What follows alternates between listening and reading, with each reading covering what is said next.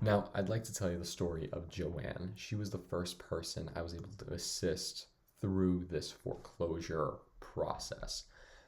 And actually, we were successful in avoiding foreclosure for her. But let me set the scene. I'm walking up to her house and I'm a little surprised. Her house there was lilacs in front, it had new mulch, it had seal coated driveway. It was you could tell the house was a little older, but it was a very well maintained house. And usually my appointments were for houses that needed a tremendous amount of work. We would buy and renovate houses that were burnt down, houses that, the foundation had issues and it was sagging. It almost felt like the house was falling down while you were in it. Um, all kinds of properties, but houses that needed work. So seeing a house that was frankly nice, it really caught my attention from the beginning. So, when I met the owner, her name was Joanne. Um, she was telling me stories about how she raised her six kids in that house. She was 74 years old at the time. And, how she raised her six kids in that house, how a lot of her kids raised their kids in the apartment that was upstairs. And, you know, I I'm out there with the purpose to give her an offer on her home. That's why she called me. That's why she asked me to come over. But it really didn't seem like she wanted to sell her house. So, I had to stop and ask her. I was like, "Do you really want to sell your house? It doesn't seem like you want to." And not to no one's surprise, she said no, she didn't want to sell her house.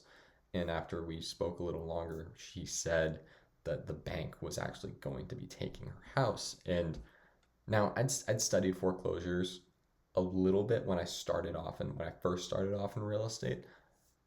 So, I asked her for all of the letters the bank had sent her. We opened up her mortgage account on our computer to see the dashboard, and we ended up calling the bank together. Now, she was renting the unit out that was upstairs, and the previous tenants refused to pay rent for over a year. Now, that rental income and her social security income were the only income sources she had. So she ended up falling behind quite a bit on her mortgage to the tune of about $20,000. Now, after roughly like an hour long conversation with the people in the loss mitigate, we finally got in touch with the loss mitigation department in the bank, and talking with them, we actually found out that she qualified for a partial claim from the FHA, which was a huge relief because that allowed Joanne to take the amount she owed and put it on the back end of her mortgage. So now she doesn't that 20,000 it gets put on was put on the back successfully. So she's all caught up within, of course there's an application that they had to send and it notarized, and there's a process with that.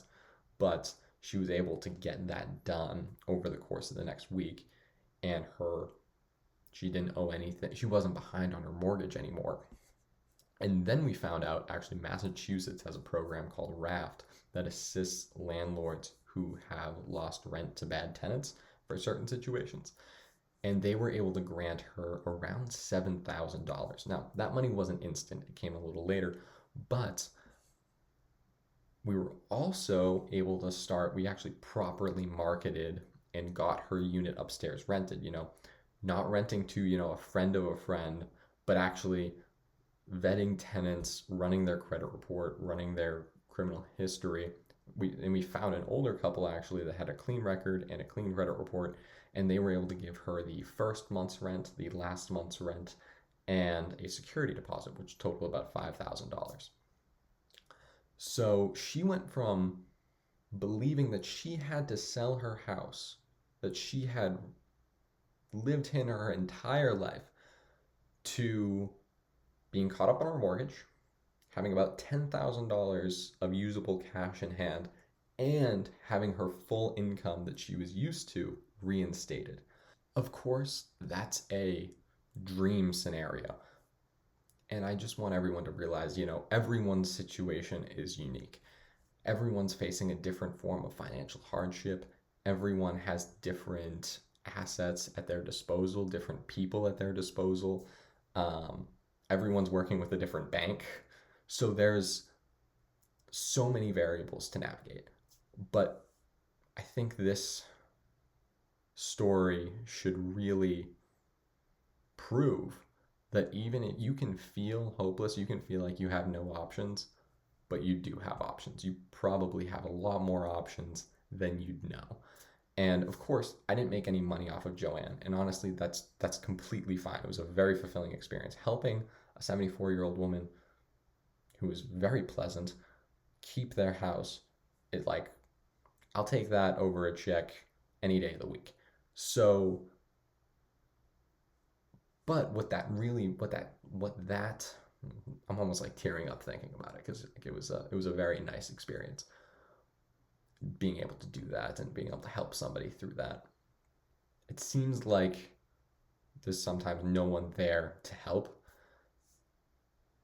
in these kinds of situations, and it made me really realize that there's a lot of people out there that need this information, need access to this, need to know about partial claims, need to know about loan modifications, need to know about like even the ins and outs of personal loans from friends and family. The If you're deciding to sell, can you sell? Can you list your property? Do you have time to get the most amount of money for your property? Or is there a postponement needed so that you can list your property and get the most amount for it? So please, if you'd like to give me a call, that's my personal, it's actually my cell phone number on the webpage, or you can fill out the form below. I can reach out to you, but I would love to meet you. I also want to be clear, me or anyone on my team, anyone associated, if they say they're associated with me, no one will ever ask for a dollar, no, not a penny. We are only here to educate and help you find some clarity in this extremely stressful season of your life. So please feel free to reach out. And that is my cell, so call, text, anything. I hope you guys have a wonderful rest of your day.